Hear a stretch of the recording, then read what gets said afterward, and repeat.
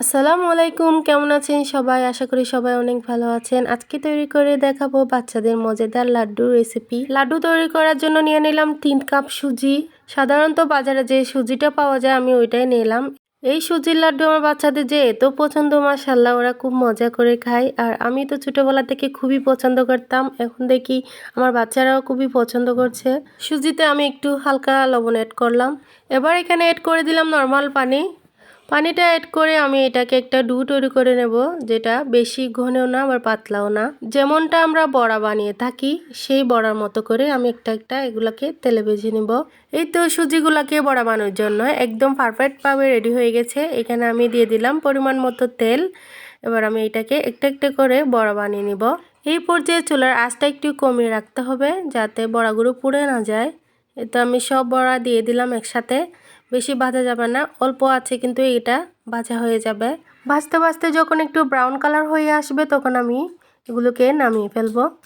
এভাবে করে সব বড়া একসাথে ভেজে নিব। বাকি বড়াগুলো আমার ভাজা শেষ। আমি এগুলাকে নামিয়ে একটু ঠান্ডা করে ব্লেন্ডার জারে ব্লেন্ড করে নিব। সুজির বড়াগুলো মচমচে থাকতে ব্লেন্ডার করলে একটু ভালো হয়। বড়াগুলো ঠান্ডা হয়ে গেলে ব্লেন্ড করার সময় এগুলো দলা পেকে যায়। আমার কিছু বড়া ব্লেন্ড করা শেষ, আমি এগুলাকে নামিয়ে ফেলবো। দেখুন কিভাবে ধোয়া উঠছে আর এগুলা একদমই ঝরঝরে হয়েছে। লাড্ডু বানানোর প্রথম প্রসেস এটা। এবার কিছু সুগার সিরাপ বানিয়ে নেব।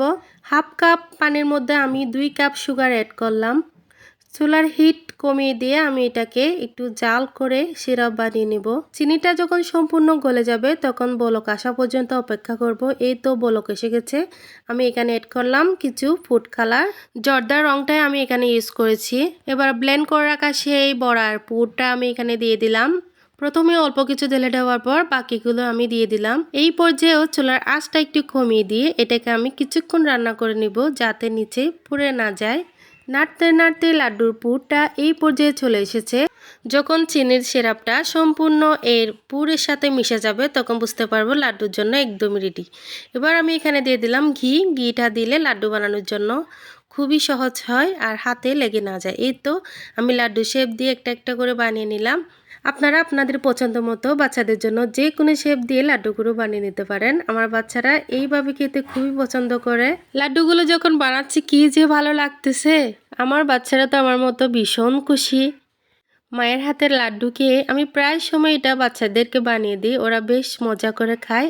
লাড্ডুগুলো আরো সুন্দর দেখানোর জন্য আমি এখানে উপর থেকে একটু গুঁড়া দুধ ছিটিয়ে দিলাম। দেখুন কি সুন্দর লাগছে লাড্ডুগুলো, মাশাআল্লাহ, একদম দোকানের মতো। আপনাদেরকে আমি একটা ভেঙে দেখাচ্ছি। এই তো দেখেন কি ইয়াম্মি হয়েছে, মাশাআল্লাহ। আপনারাও চাইলে আপনাদের বাচ্চাদেরকে এভাবেই বানিয়ে দিতে পারেন। রেসিপিটি ভালো লাগলে লাইক কমেন্ট করে পাশে থাকবেন। আল্লাহ হাফিজ।